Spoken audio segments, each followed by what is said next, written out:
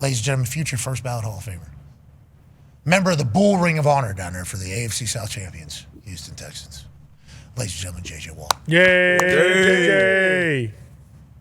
What is that? What's up, guys? Oh, cool. You got an Umbro kit on right now? What is that? Who is it? What is that for? Swampy. Oh, yeah, we got a Burnley match coming up in about an hour and a half. 1980 retro kit here.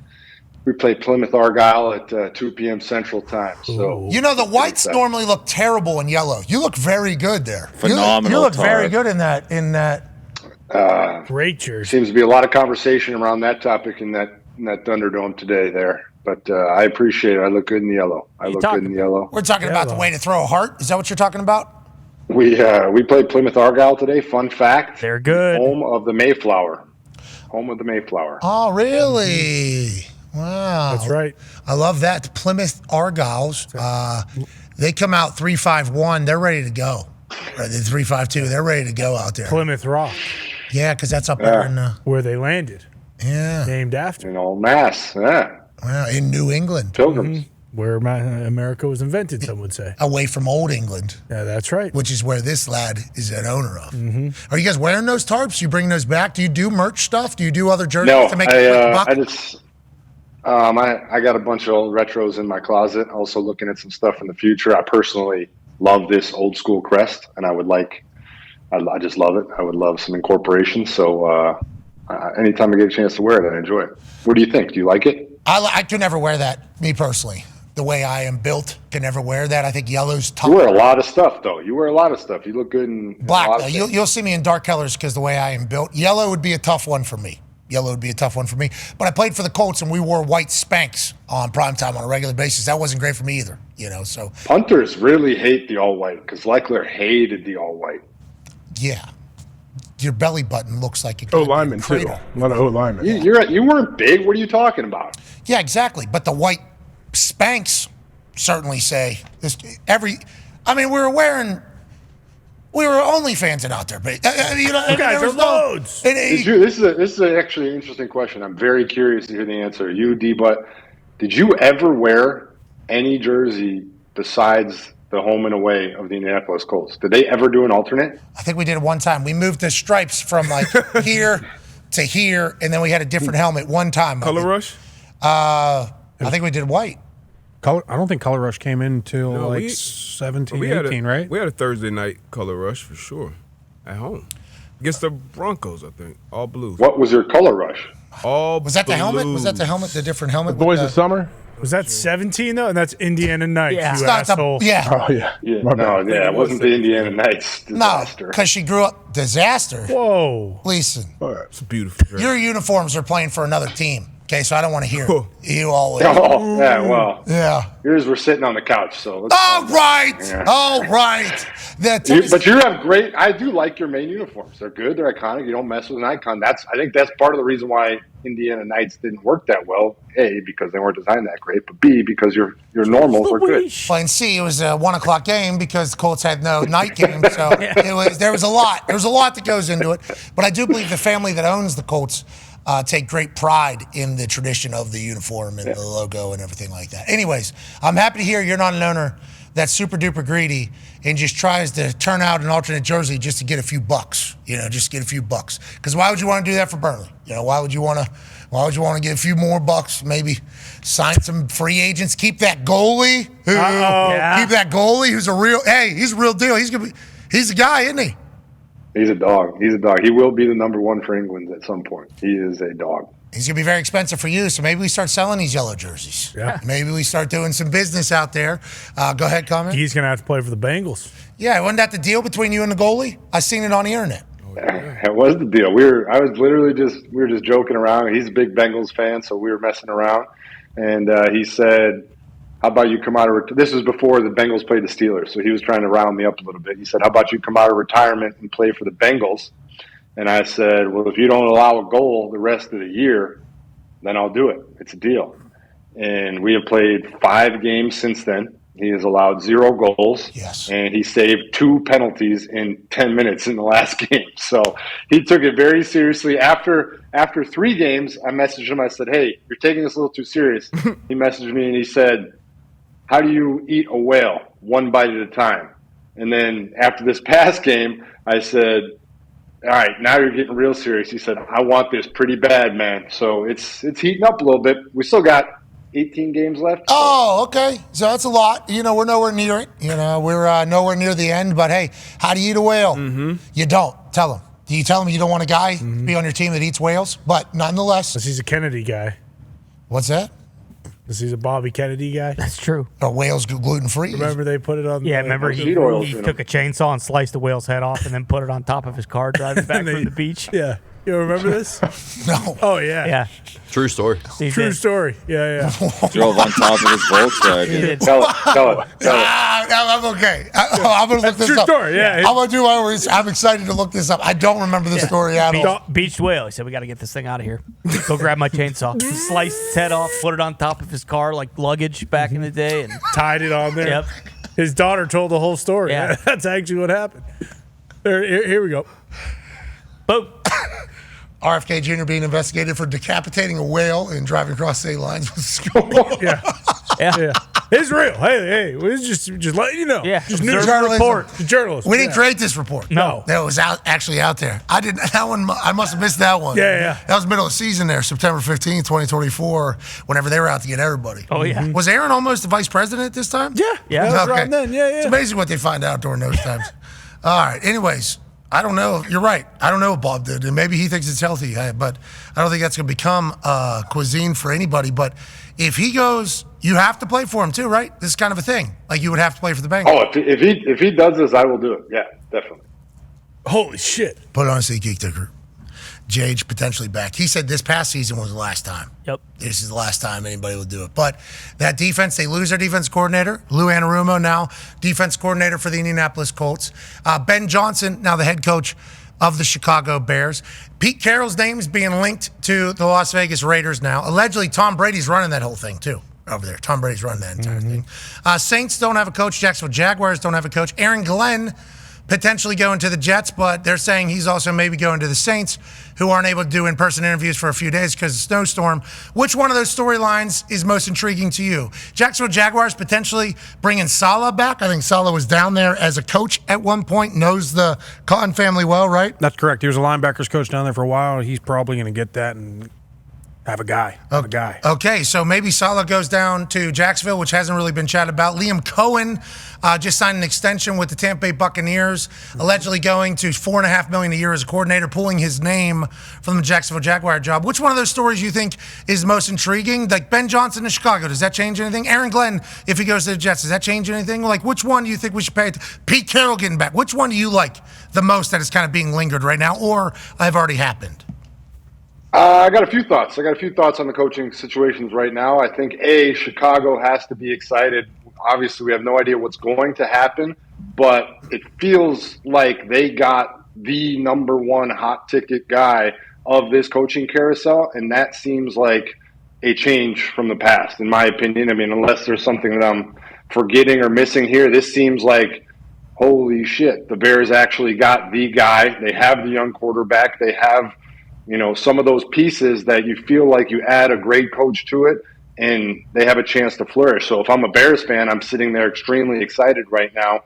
Obviously, a long way to go. We'll see what happens. But overall, with this coaching circuit, I think it's partially to do with the rule changes for when you can do your interviews. But it does seem like it's taking a little bit longer than coaching carousels normally take to fill out. And it also feels like coaches are being much more selective in how they are going about teams. It's not just, can I get a head coaching job? It's, I want to land in the right situation with the right quarterback, with the right GM, with the right organizational structure. I do think that's starting to play into effect more, where head coaches aren't just like, I'll take any job just to become a head coach, because they're starting to see that if you get in the wrong situation with the wrong ownership or the wrong team or the wrong makeup or the salary cap, you could be one and done, and that could ruin your only shot. Yeah, but you get a guaranteed contract. There's always a fine balance. And I'm intrigued to see what Cliff Kingsbury decides to do because he said he's not doing any interviews until their run is over. Ben Johnson, he didn't sign on to be the coach of the Chicago Bears until immediately after the Lions lose. Then the Lions fans got all pissed off. Lions fans basically kicked him out the door. Hey, thanks for nothing, bud. You brought us back to real prominence and relevancy and number one seed in the NFC, and our offense was electrifying to watch. Going to a game was so much fun. We were obviously scoring more than the other team. Great. Haven't done that in a long time. Yeah. But the way we were scoring was explosive, and you brought the best out of a lot of people that we haven't had. With that being said, he went to the Chicago Bears. You're already trying to put a staff together. Troy was saying, right? That's what everyone's saying. I still don't understand it because we still have MCDC. We still have Jared Goff. We still have that incredible weapons around him. We still have a great defense. We still have so many pieces. We're the back-to-back NFC North champions. So I personally am not afraid of Ben Johnson, but it sounds like a lot of Lions fans are afraid, and they are deflecting here. Okay, I like that you're calling it afraid as opposed to just mad. What are your thoughts on this particular situation with Ben Johnson and the Detroit Lions and now the Chicago Bears? I can understand being disappointed that your great offensive coordinator is gone and the fun football that you've been watching. Now you have to hope it keeps happening. But I don't understand the anger. I don't understand this. Why is he taking this job? Like, you get a chance to be a head coach in the National Football League. This is a chance that you dream about from the day you start coaching. And you should be happy for him because that means your team has been successful. There's other teams out there who are complaining that their coaches have never had coordinators hired to be head coaches other places. You have both of your coordinators looking at other jobs and being the two top candidates in the entire coaching carousel. That means you're doing something right. That means you have a great organization. That means everything is going well where you are. And that also means that your head coach picked those two guys. So maybe you should trust him that he's going to pick two more great guys and fill in those roles. So I don't think there needs to be all this fury. Be happy for him. I have a feeling a lot of players in that locker room are happy for him because he made them look great and play great. And they also know how hard he worked and how big of a dream this is for him. So I don't understand the extreme anger about it. Amen. It's because it's in the division. It's in the division, and he's been talking to Dennis Allen about joining his staff. So the Lions fans are like, whoa, I thought we were paying attention to winning games or whatever. Kingsbury said hey, I'm not going to even entertain any of those till after, and then they win, and he's the OC of the other team. Yeah, and I don't want to talk about this. I don't want to keep making points to debunk the Detroit's anger. Cliff Kingsbury has already been a head coach. He's already got a head coaching guarantee contract. He's still getting paid off. Ben Johnson's never been a head coach before. So Ben Johnson, not just in the last 4 days before the Commanders-Lions games, has reached out to people to say, hey, would you join me? This has been happening probably for years. Exactly, and he's earned this. Didn't they put up 500 yards of offense, too, in this last game? Yeah, but he was saving plays for Caleb, wasn't he? Yeah, that's kind of the word on the street. Yeah, that J-Mo pick he dialed up. See how much nonsense this is? This is why I don't understand why Lions fans are upset. It makes no sense. They're acting like this has never happened in the NFL before. It happens all the time. I think it makes a ton of sense. Rarely in division. How often do guys go? That's why. If you want to be mad at the Bears head coach and you want to say, I don't like the Bears head coach because I'm a Detroit Lions fan, that's fine. Yes. But to be mad at him, the coordinator, for leaving your team, that I don't understand. Okay, well, fans can do fan stuff. And right. I'll tell you what, the Lions' expectations are really high now. Are you going to be able to do it without OC and DC that have led you to this prominence? Now, I think MCDC is able to find guys. I think MCDC's culture is settled in there. But this is what your world is now. This is what a winning franchise is like. Well, you lose your coordinators. 100%. And honestly, that's why I'm not that worried about the Bears or the division. AJ says it all the time. Who cares about winning the NFC North when you want to win a Super Bowl? And so now I'm looking at Nick Sirianni. He went and found 2 new coordinators. It took a year, and now he's back in the championship weekend. So hopefully MCDC can do the same thing. Yeah, and it's an NFC East championship weekend. I thought the NFC North was the one. It's not. Oh, geez. Foxy, what's your window? Foxy, what's the Detroit window? What does it look like right now? If you don't win this next year. No, we got a lot of young guys. We got Goff for a couple more years. I mean, the roster's so young, and MCDC is going to have them ready to go. So I still think we're right there. I'm not worried one bit about that. Okay, we have some breaking news out of the NFL. The New York Jets have officially hired Aaron Glenn as their next head coach to be the leader of Men at One Jets drive over there in New Jersey. Obviously, Aaron Glenn played, coached, understands that building over there, and what he's been able to do with Detroit with injuries to every starter, basically, while still remaining the defense coordinator of a team that would end up being the number 1 seed in the NFC before losing a devastator to the Washington Commanders, is now a head coach in the NFL. You know, the last couple of years, his name has been floated in a lot of different jobs. I think last coaching cycle, if he would have won all in, he probably could have got a head coaching job with how great he has done and the turnaround that has happened up there in Detroit. Now, he seemingly has found the job that he wants, going back into New York, New Jersey area to lead the Jets to potential prominence. I'll start with you, Jage. What do you think about Aaron Glenn getting the head coaching job with the Jets? And this was kind of an unkept secret for like the last 4 days, seemingly. Everybody knew this was going to happen. Yeah, I like it. I think every single person you talk to talks about how prepared and how ready he is to be a head coach, how they think he's going to have great success. I think the fact that he was a first-round pick for the Jets, that he was a scout for the Jets, I think somebody being in that organization before, not necessarily from the success of it, but from caring about it, from having a passion about it, from not just being an outsider who's never had any connection before. He's going to want to do something great with that. He's going to want to change the fortunes. He's going to want to be the one to take it to that next level. Now, obviously, you've got to figure out some things there. You've got the quarterback situation. You've got that future. But you win in New York, you can basically write your own ticket in that city. So it's going to be a lot of fun to see how that goes. Yeah, and you'll be on TV forever. You know, if you go to New York, you have a job in TV forever. He's got a guaranteed contract now at head coach, which is going to be big money, especially with the success that he's had. We just saw Ben Johnson allegedly sign for $13 million with the Chicago Bears. D-Butch, your thoughts on Aaron Glenn? You're slamming the guaranteed contract. I like it. It's little – players got to start – I mean, there's a lot of players. Hopefully, with the new NFLPA, after we lay off 150 people, 150 people got laid off? Did you know we had 150 people? I didn't know. I was just about to ask, what do they do? 500. Yeah, like 530 or like 525. 500. NFLPA, 530. Yeah. Laid off 150, you won't even know it. Still have a thing. Yeah, we got to up the fees. 500 full-time employees? 150 people got laid off. And they're getting paid a year worth of, full time, 500 something. NFLPA. Got to up the fees too, though. Got to build up the war chest. Got to build up the war chest. Yeah. For who? For who do we have to? Have you guys got anything done? What do we? 500. We've lost. We're getting crushed on CBAs left and right. Every single thing. Merch deals, contract. I mean, everything. TV. You name it. L. We need more employees to get it right. We need more employees. Actually, we need more people that we can spend these doofuses' money that they're just giving us blindly. Remember, used to have rats walking around the locker room before us. That's right. Guys used to have to work 3 jobs before us. Guys used to smoke cigs in the building before us. Wow. We saved it. Should bring that back. We need to hire 100 more people. Yeah. To do what? Well, to do it. What are you talking about? To do what? Keep the lights on. Doing it, man. Doing it. Who do you think puts these slides together? The rats in the locker room. Who do you think does this? Come out of nowhere. Who do you think does this pity party every single time we come around and get you at the end of your work day after you've worked already 9 days on a Thursday and they have a meeting? Any questions? Anybody got $11,000 bucks? Those meetings are the biggest joke of all time. We got our Madden check. We got your Madden check. As soon as we get out of here, everybody's going to just pick up a check for doing nothing. $13,000, $15,000. Any questions? Madden checks on deck. Any questions? That's what we thought. All right, see you later, everybody. Yeah, we got to go to the next town. All right, 600 people. Let's go up. Let's go over do the same song and dance over here. Hey, any questions?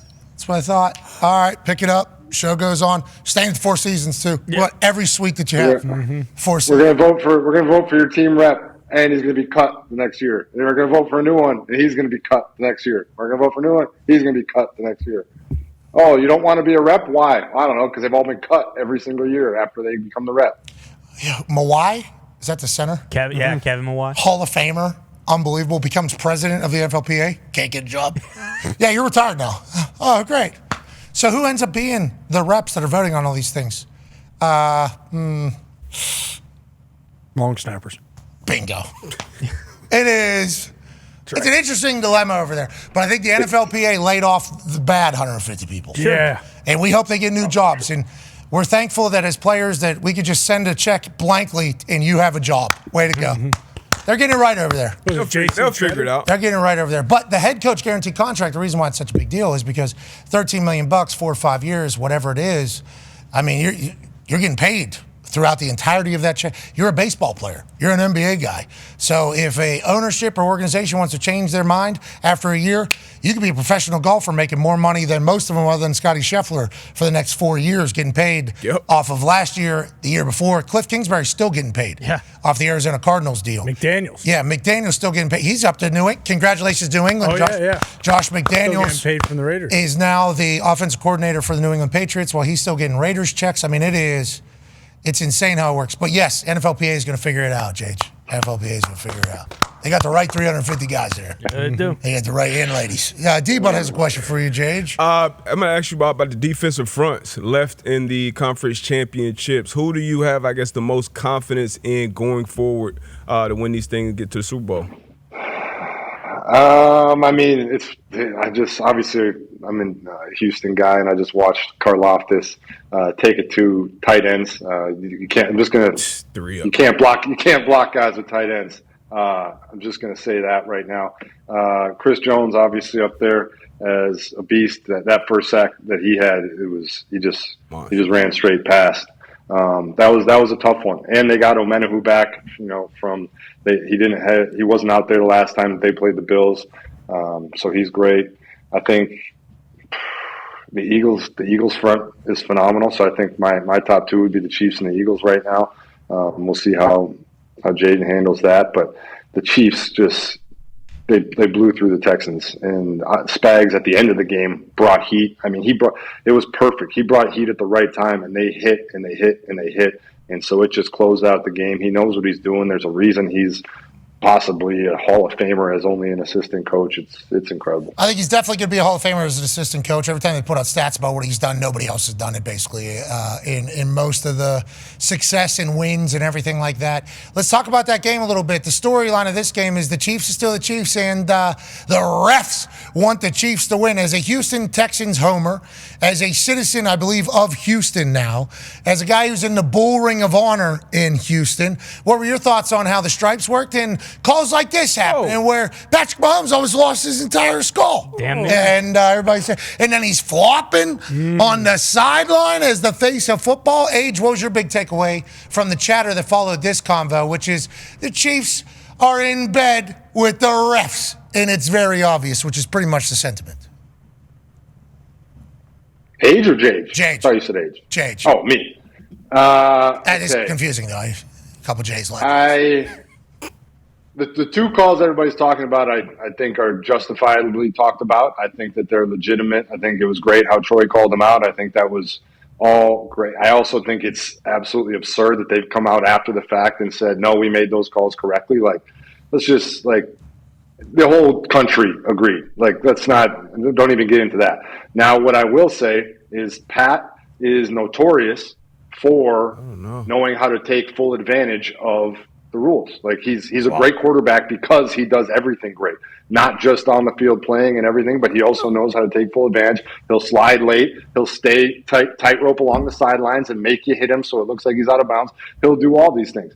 Don't blame him for that one bit. I would do it too if they were giving me the calls. To me, that's more on the refs, which is why I was happy to see that they didn't throw a flag on that sideline one, because they weren't going to give that. So hopefully you're sending the message that that's not going to work for us anymore. But those two other calls, the reason they lost the game? Absolutely not. You can't complain about the refs as the reason we lost. We'll see you in the next round how it keeps going. See you tomorrow. Whoa. Not bad. Okay, Jade. Holy shit. Okay, Jade. That was pretty good. Not how you. I just started talking bullshit at the end of that. I knew I had to wrap it up. No, yeah. Hey, listen. Every once in a while, you got to find an exit. There's been multiple times I've been on TV and there's no exit in sight. With where I'm at, and I have somebody telling me in my ear, "Hey, we gotta go," and it's like, I don't know where you want me to go, bub. There is nowhere for me to head to, and then the brain just starts. How do we get out of this? And it's like, talk back. Wish I could say. We got about 4 to 5 more takes in this thing. I don't know where you want me to go. You found an exit perfectly, I'd say. And that was real hosting stuff. That was great.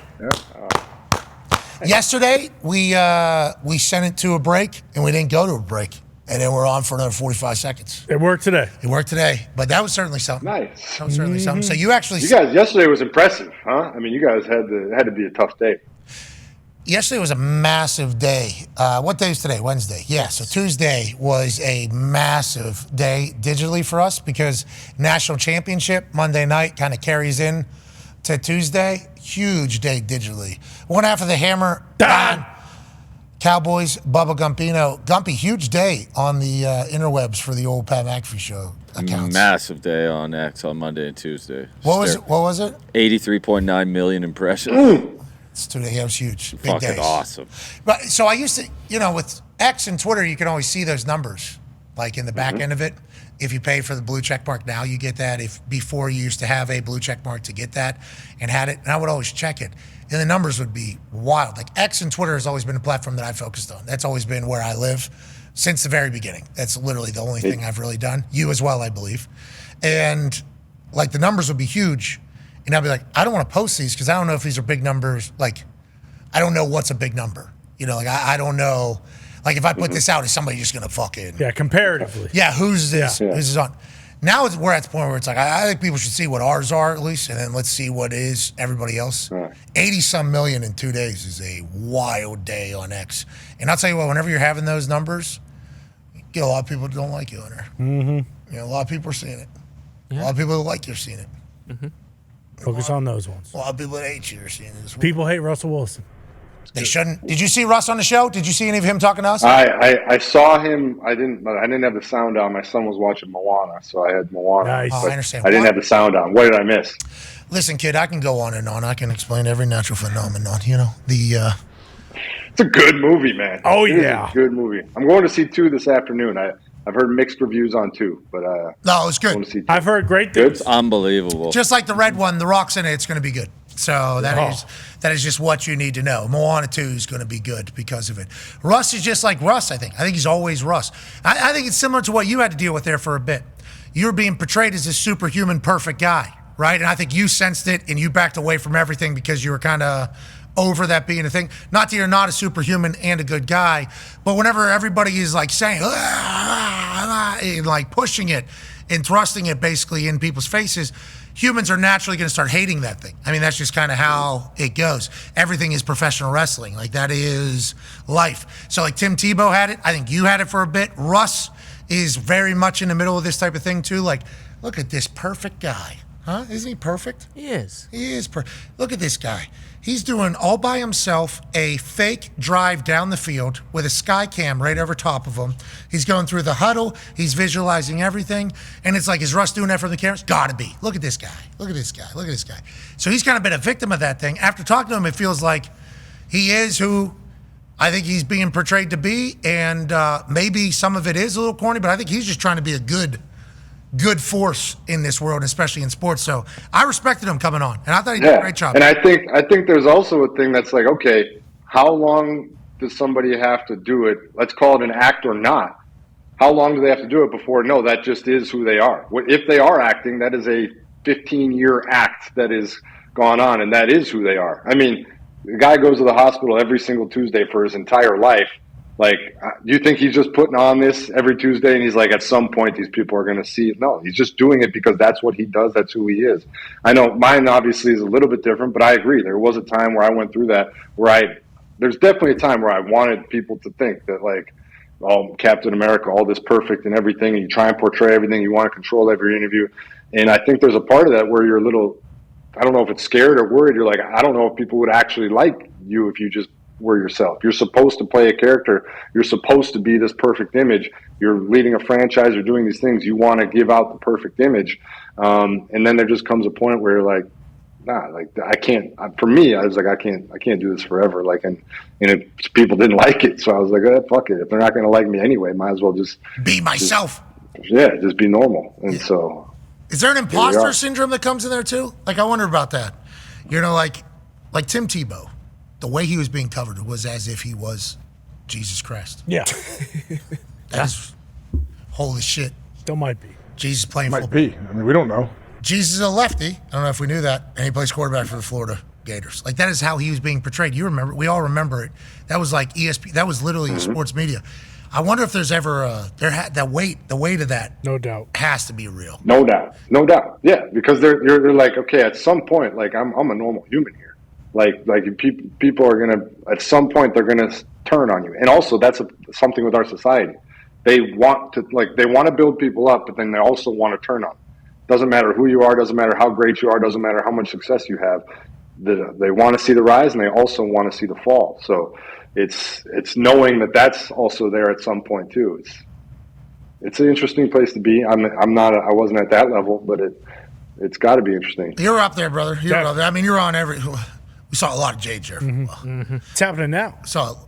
With some people. Like, I know right now the tide has turned a little with Jason Kelce, just because he's on so many things. Exposed everywhere. Yeah, and I think JJ has brought this up before. Like, a lot of times, like, hey, look, people are offering you money to do stuff. Like, who are you? You got a family, you have things. Like, who are you to say no to these Guy things? out of Cleveland. Yeah, but, like, exactly. And, he has his own business to run and things of that nature. But you can kind of sense that on the internet, at least. Like, he's in a lot of commercials. He's doing a lot of shows. And, of course, a Philly guy.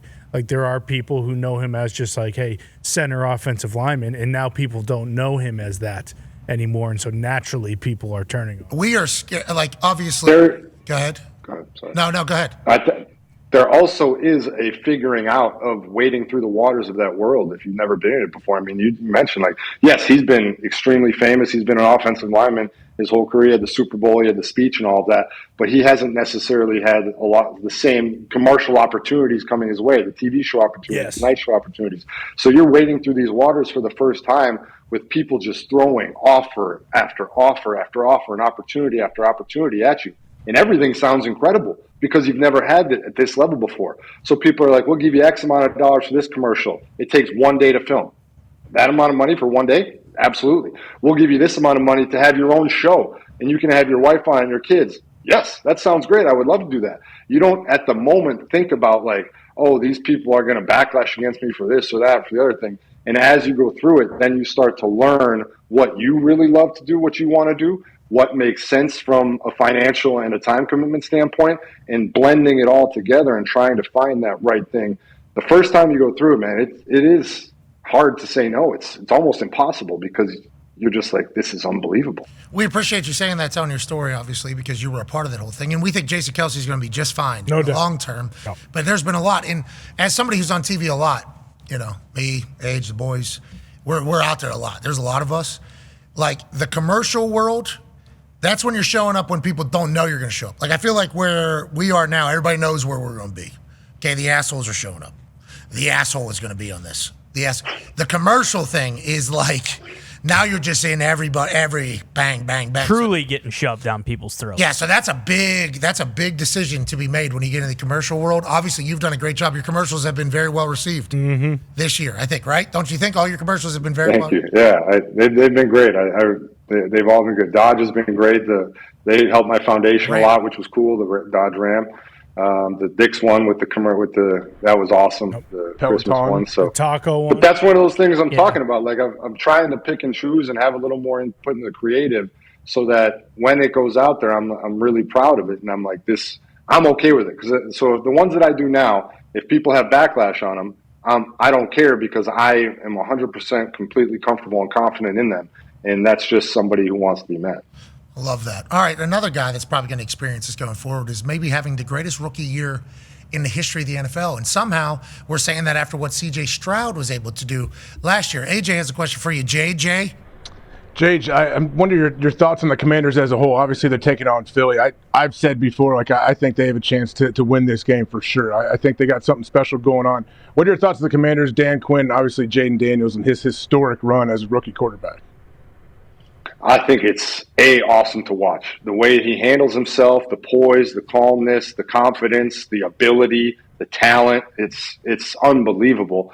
And then B, I think it's the perfect example of what happens when all the stars in an organization align. Clearly, the Commanders had a problem for many, many years and struggled for many, many years under previous ownership. They change ownership. They hire a new head coach.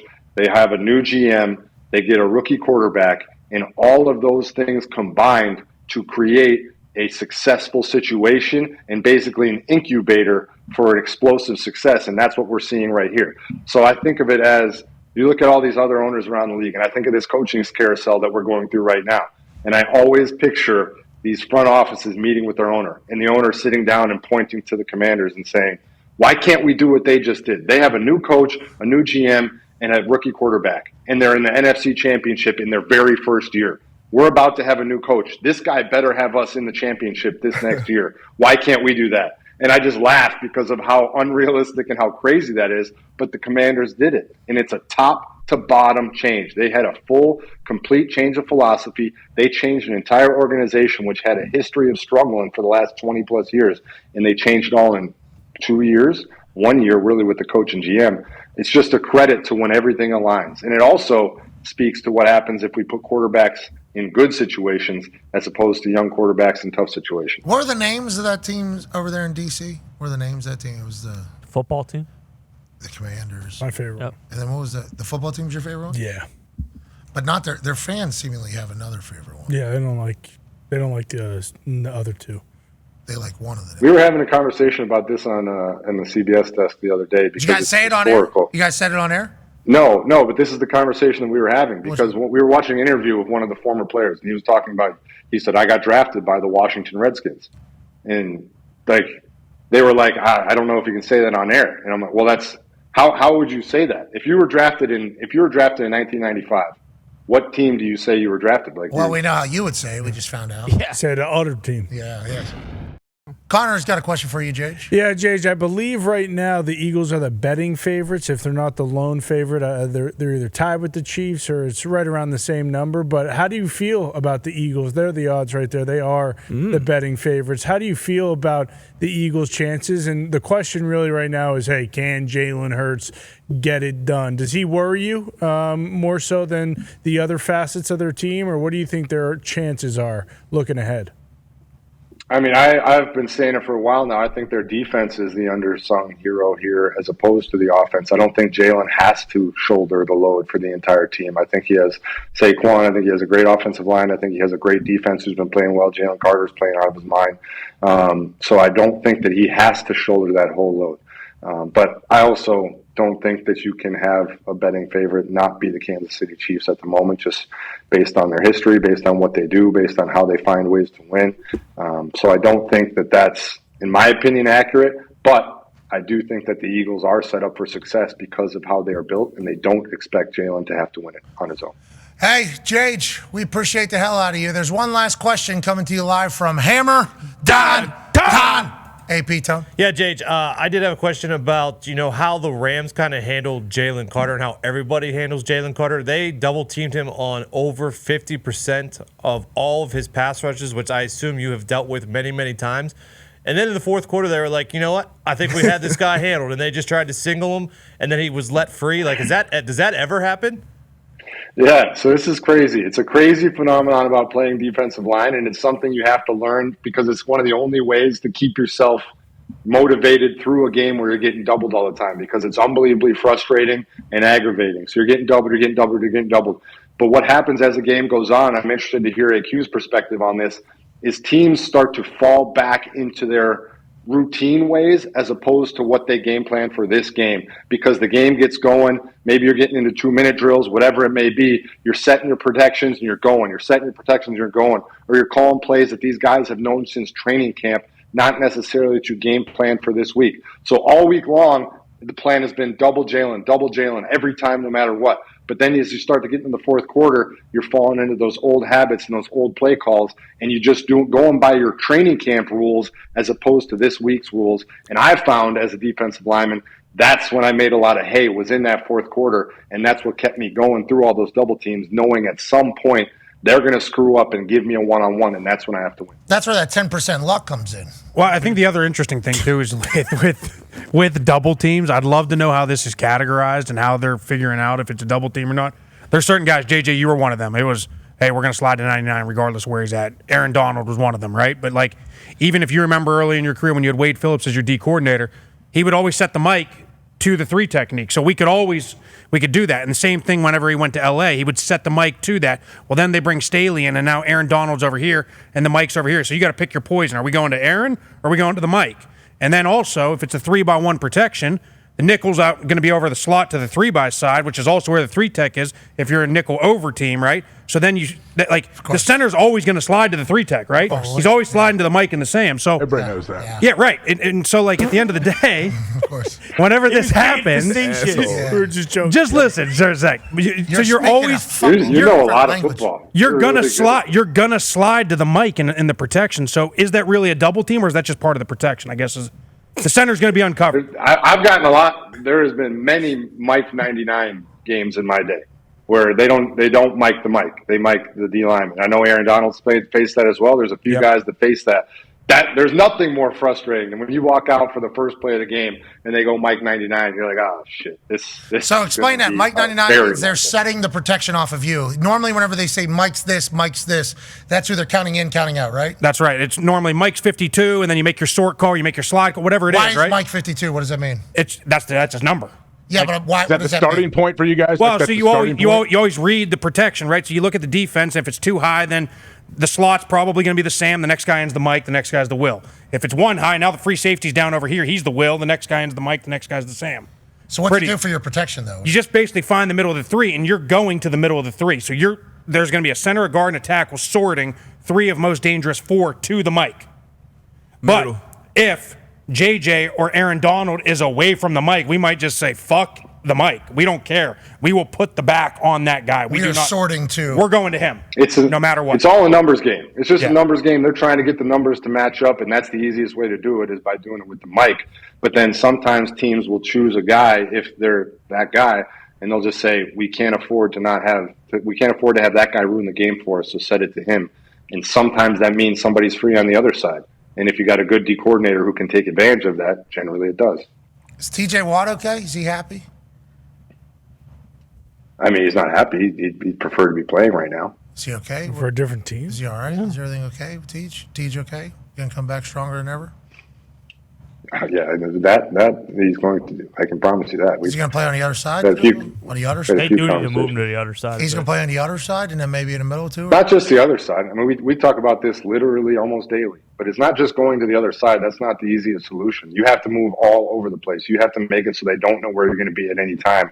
So they can't sit in their meetings and say, this is where he's going to be and set all their protections. You have to be able to play a 3 technique over the nose. You have to be able to play the other side 3 technique outside. And it also has to be within the defense. The defense has to be willing to do that as well, and you have to have a plan for that. And you got to scheme some stuff up. And also, if you find a guard who's a fish, right, we can just go here. Yes.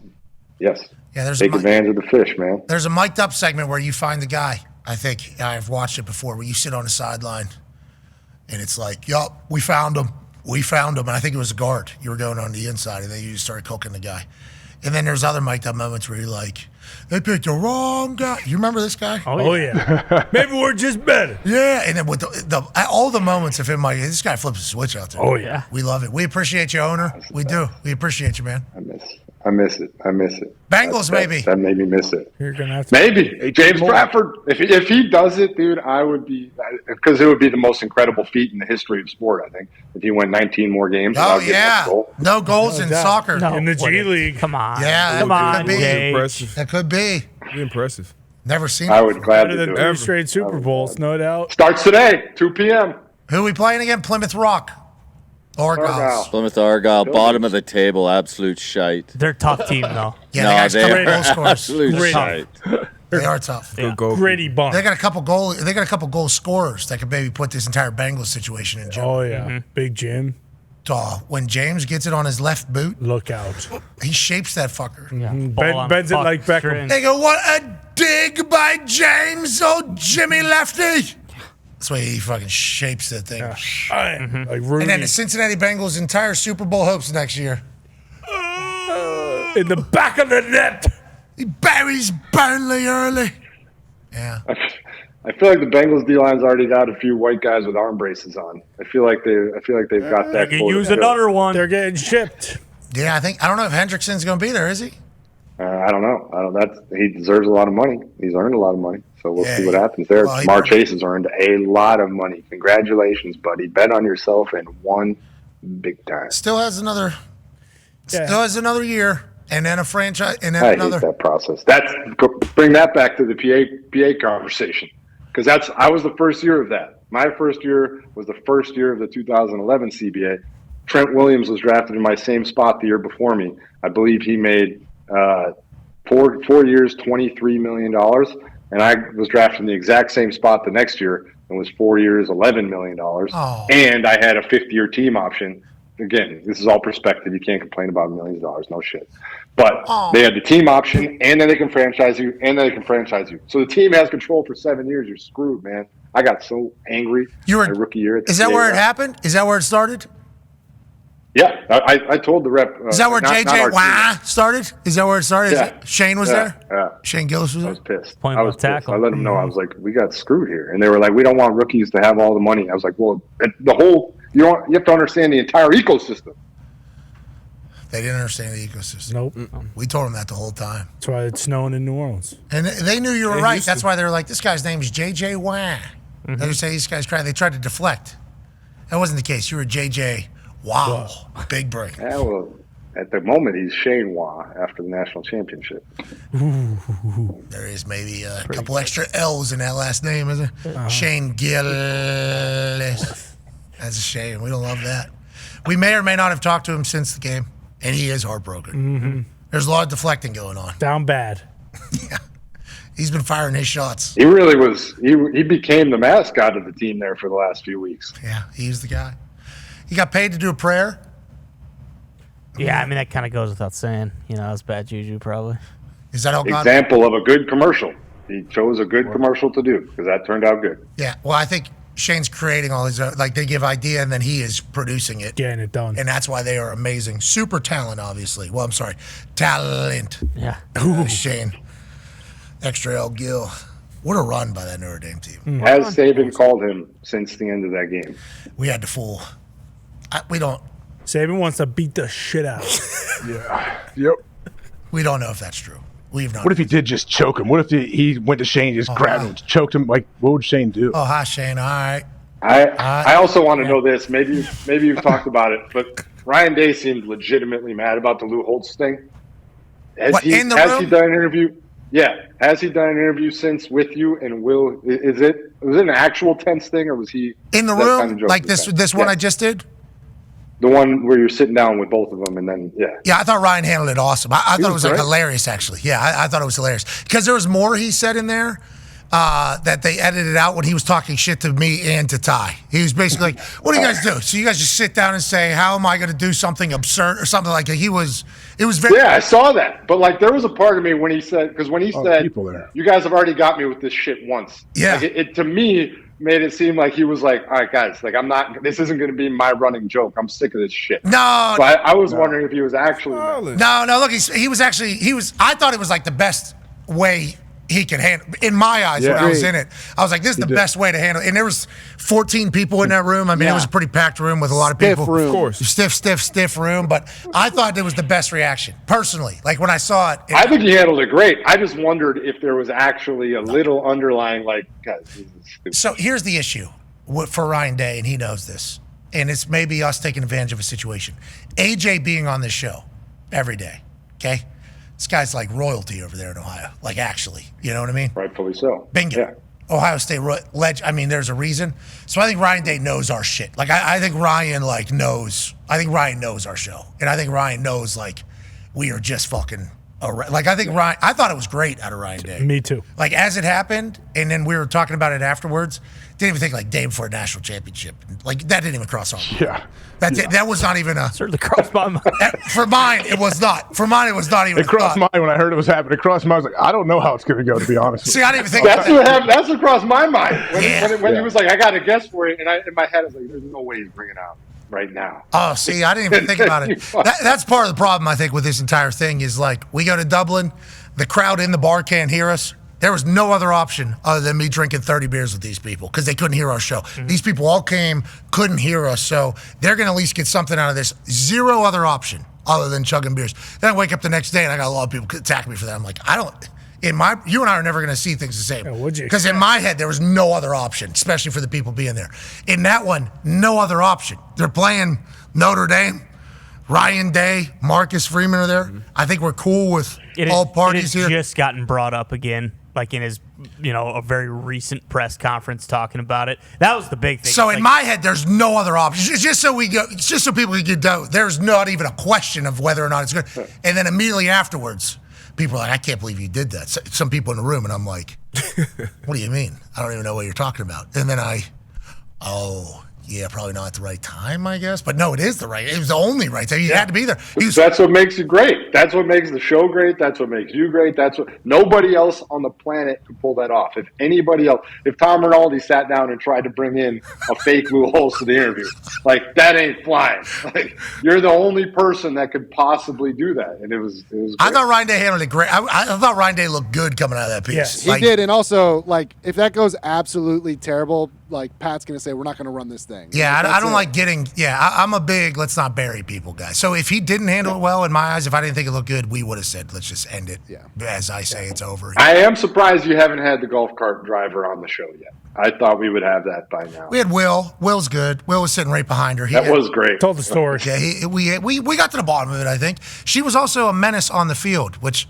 hasn't been. We've only seen 4 seconds of her driving. Yeah, her worst moment. Absolute worst. And I don't know how she didn't kill anybody on the field. That's any indication? I don't know how. They probably got the fuck out the way. Yeah. Move! She was saying, hitting the horn. Yeah. Mm-hmm. That's never comfortable to be the people on that cart or in that escort while the people are acting that way, by the way. You always feel uncomfortable. Like there was this GBI, which I don't know what that is. Is that Georgia Bureau of Investigation? I don't know. Probably something like that. This guy had a fucking thing on. He was like my security guy to get me back and forth. He was leading the way.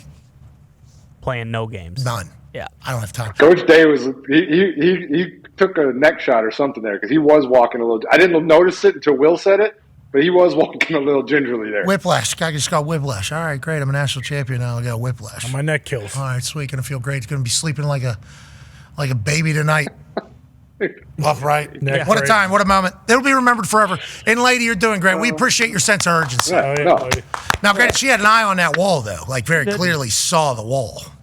Depth. She smiled through it. She smiled right through it. She Give thought her she a lot had of it, I respect guess. for that. How about whenever she was gonna back it up? All those dudes, look at this. All those dudes are still sitting on it. Still sitting on it. Hold on. Let me go ahead and lift up and pull. She'll start to pull. All of those people are on there. She's 1,000 pounds probably on there. Let me go ahead and pull this thing out. I mean, that is absolutely totaled, man. That axle is gone. The wheels, everything is just poof. I wonder if they're going to auction that thing off. By the way, hold on, even more. They should autograph it and auction it off. Will Howard laughing through it all. Yeah. This guy's a guy. He is. Will Howard's a guy, I think. That's my biggest takeaway. I think he's a guy. He came on the show, was good on the show as well. I think he's going to be the real deal on Sundays, I think, personally. I thought that obviously I haven't watched every single Ohio State game of the season, but the way he handled himself in that game and the way he just stepped up to the plate time and time again, very guy-like, I will say. How about 3rd and 11, brother, to win it? Deep shot to Jeremiah. I mean, that's, Just bomb. I mean, unfortunate situation to leave the DB one-on-one there with that for the game on the line. That's tough. Yeah, Christian Gray, tough spot. They thought it was going to be a run. They went heavy, though. He said he went heavy with all goes. So I assume Notre Dame thought they were going to run one more time, kind of kill our last time out, and then try to play the field position game with McGuire punting it. But instead, I love that Ryan Day, Chip Kelly, Will Howard, biggest moment, biggest decision. What do? Unload the clip. Let's go win it. Mm-hmm. Just like whenever we saw Aaron Glenn for the NFC #1 overall seed. Yep. He brought pressure more than any other team the entire season. It's like in the biggest moment, what are you? You scared? Are you going to go? Be who you say you are. They went. I like Will Howard a lot. AJ, are you pissed that everybody keeps saying like the $20 million thing? Like no other team in the league has a $20 million reward. Like, I don't know why you guys seem to get pigeonholed. I keep seeing everybody saying, "Oh, well, yeah, that's what happens when you spend $20 million on your team." I'm like, what do you think other teams are doing? Everybody has enough money. Some reason you guys became the face of having an expensive team. Yeah, I don't know why. I mean, I think now it's kind of coming around. People that actually pay attention will see like people coming back and letting you know, hey, yeah, like there's other teams that have actually spent more money than Ohio State did. And so, yeah, I mean. The reason why is because the season started with that narrative. I was a part of it. Yeah. I mean, I was a big part of it. I'm like, hey, Ohio State's going all in. They spent $20 million on a roster. They brought this thing, and it's all because of Michigan. What Michigan just did, like this is a make or break year for Ohio State. They're going all in, and it was like openly known somehow. I don't know how we got the information, but it was like openly known and I'm not saying we broke the news. Other people broke the news. I learned of the news and we're like, yeah, this is even more of an implication that this team's going all in. So I thought it was a vital story to be a part of. I wasn't the only one. Everybody's talking about it. But then as the season goes on, we talked about this a lot. The convo was Ohio State spending. A lot of these other schools were like, yeah, Ohio State spending. Ohio State. That was like kind of the story of the year. Because there's big checks coming from a lot of big places. And a lot of them have 4 seasons. A lot of them have inclement weather. A lot of them have a lot of wealthy alumni. Yep. And I think there's a real conversation going. Caleb Downs, best player in the SEC as a true freshman last year. All-American. Right? True freshman last year. Where's he go? North. Quinshon Judkins, best running back in the SEC. Where's he go? North. It's like there's a chance that the North does have a little bit more in the bank when it comes to alumni than the South. How's that going to work out going forward? Are they going to get guardrails on this entire thing so that at least there's some comps in some rules? It's like we're in an interesting time right now, but like Penn States of the world, who have a lot of rich alumni who would like to see their football team play well, in a great spot. SMU even. Oh, yeah. SMU has a lot of big money people around them in alumni. They're in a great spot. But I feel like a lot of the schools that have a lot of money around them are now like being enticed to be like, hey, you want some tickets? Yeah, just give us $5 million. We'll pick up 3 players. Yep, boom. Like that's starting to happen now. It's like real deal. But Ohio State was the ones that were being talked about as like the only group that was doing it. And but the annoying thing was, and Kirk and Dez got into it, but it was more about, even I knew at the moment, a lot of it was retaining your roster. Keep a lot of these seniors, a lot of these older guys came back. Yeah, of course they got some studs, but the majority of the money I think was spent in keeping the guys that were already there. Well, I think that's a big part of everybody's, Yeah. Like, could Alabama... That's the thing I'm interested in now, because these two teams just played way deep into after the portal's been open. What's going to happen now after this game? How does that all work? That's part of the reason I said I think that the Rose Bowl on January 1st should be the national championship, is because you got to end this thing earlier so that all this other stuff doesn't keep floating into the different parts of the year, like the NIL, the transfers, all of it. I feel like ending this earlier just makes more sense. You got a lot of games, bro. So many games. It's a lot of games. It's an NFL schedule now. It's but they also got school. Well, they at least have to act like they're doing the school. Like all of them have to act like they're doing the school throughout the entirety of it. It's a lot. This season, this college football playoff was long. It felt like an NBA playoff, where like when the NBA playoffs start, like in a lot of people's eyes, those are the only teams in the league. Yeah. Like those are the only teams you're going to see. This college football season, it feels like the college football playoff was so long. Like only the teams that played in the playoffs are going to be talked about in the offseason. Like if you didn't make it to the playoff, it's like that's like 2-3 months ago. Like so long ago, you haven't even played football. Even the first round of the NBA, people don't even start watching until like the second round sometimes because there's so many blowouts in the first round of the NBA, just like the college football playoff. Used to only be 5 games, remember? Mm-hmm. Yeah, now starting with 12. Count down to 1. That's how you crown. The CFP National Champion. You heard it. All right, good luck to your Burnley. We'll be back on the other side with D-Butch and AQ Shipley with some film breakdown. Jay, yeah.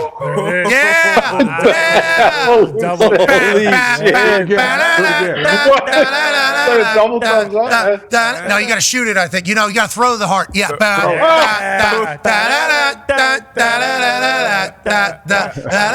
right, sweet. All right, we appreciate you. Ladies and gentlemen, owner of Burnley, who's got a big one against the Plymouth Argyles coming up in about 30 minutes or so.